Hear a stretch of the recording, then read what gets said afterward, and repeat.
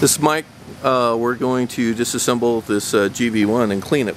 Show you how it's done. The first thing is just remove the 4 bolts off the back.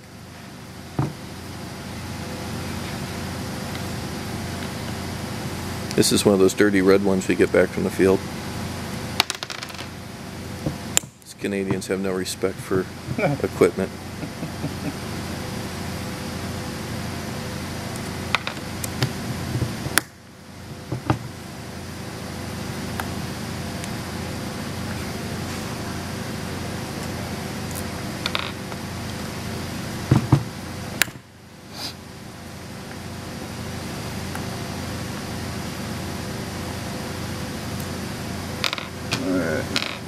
After you got the 4 bolts off, be very careful in removing the actuator, because it definitely has an electrical connection.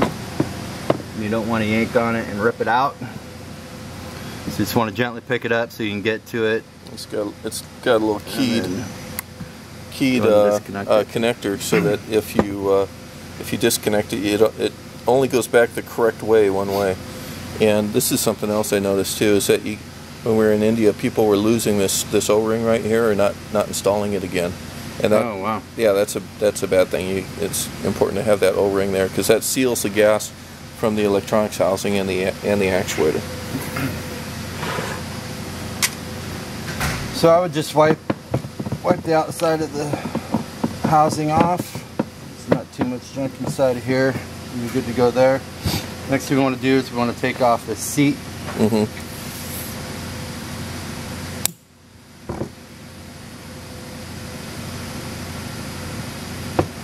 So this is just the whole control housing, so the electronics is in there, and that's completely isolated.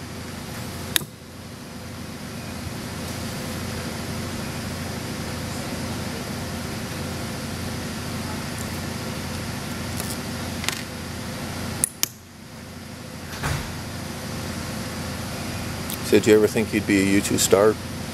No, not in a million years. Alright, now when taking off the seat, you also want to be careful because the diaphragm is seated into it. So you just want to gently take it off and make sure you don't rip any part of the diaphragm up, because that'll sit and they're easy to twist. But if you just take it off. So it's got an encapsulated O-ring underneath there, which is part of the seat, and then this is, it's got the diaphragm here, but this is really not. I mean, there's no rubber on the. There's no rubber on the edge here. This is a hard seat, and so the actual seat is that rubber diaphragm that's underneath the underneath that, right? Yep. Okay. Okay, go ahead. So then basically, you just want to clean everything you can. We'll typically wipe stuff down with the rag. We have cotton tip applicators that we'll use and some alcohol. Clean it out nice and good.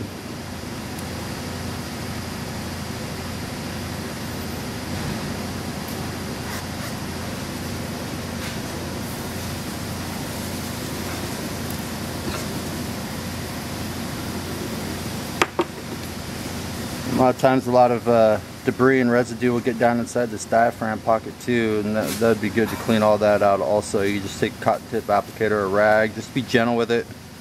You're not going to tear it or anything, but it's always good to be careful with everything that you possibly can. Let's get all that out. What about the tube itself? Do you ever see any crap in there? Yes, we do sometimes. This one's actually is pretty clean on the inside. It's just the outside that made it look dirty. But sometimes, yeah, there will be residue down inside there.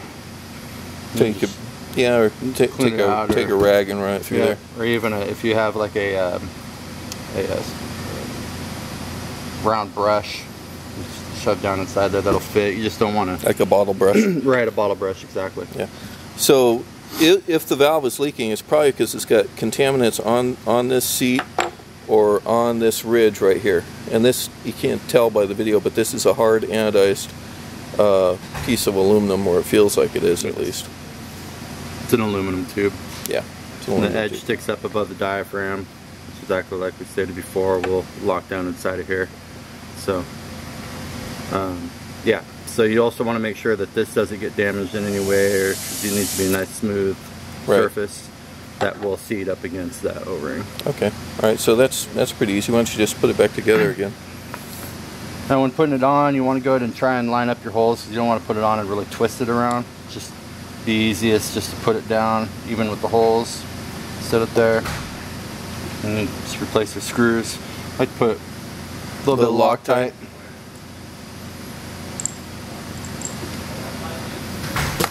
Actually, there's no, even if that wasn't tight, there's no place for that to go because it sits against this edge. So, but Loctite's always a good idea.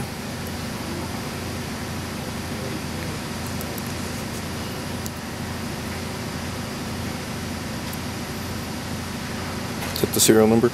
Yes. Do the actuators have a different serial number than the valve? Yes.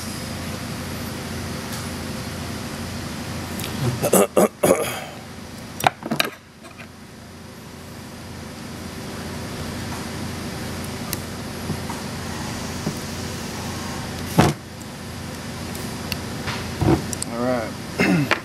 So then we want to make sure we got both our O-rings. There's the inside O-ring and then the outside O-ring. Make sure both of those are on there. Now, before you put that on there, show them the leak test that we do on the, over on the bench. Okay. Did I take this whole flange apart? Okay. Well. Okay. I think that's probably worthwhile, because that way we'll make sure that the thing is seated.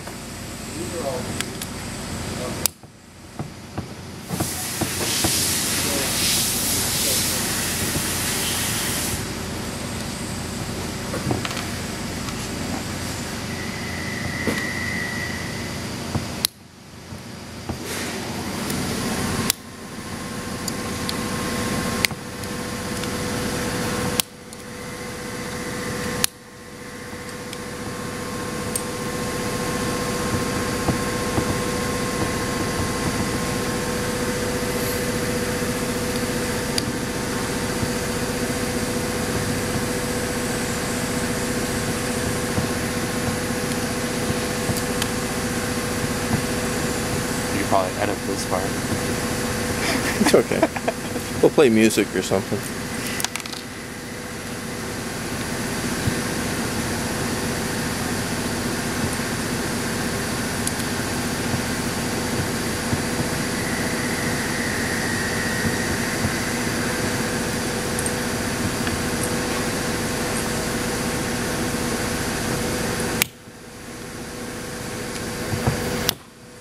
Okay, so that O-ring just seals in between this and that.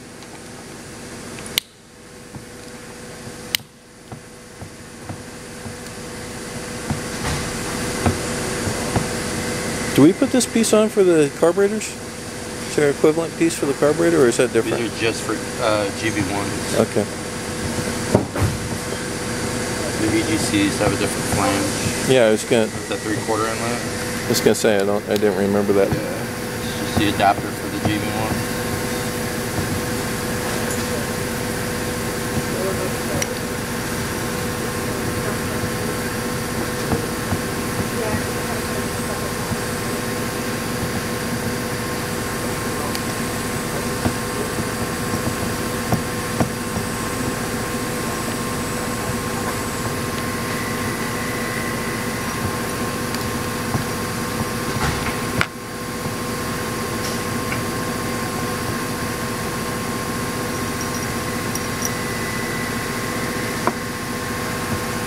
And there's another O-ring that shows the adapter to the actual actuator.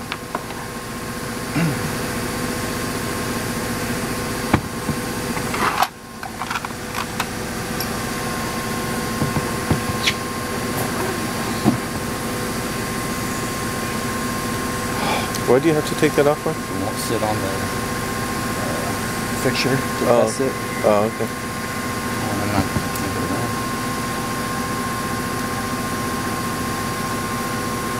Check for me, David. Yeah, I'm videoing. Hang on. Photography there.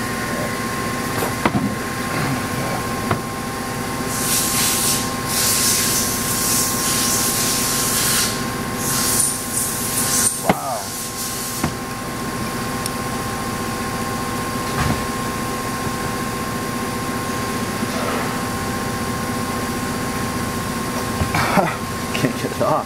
So what goes in there?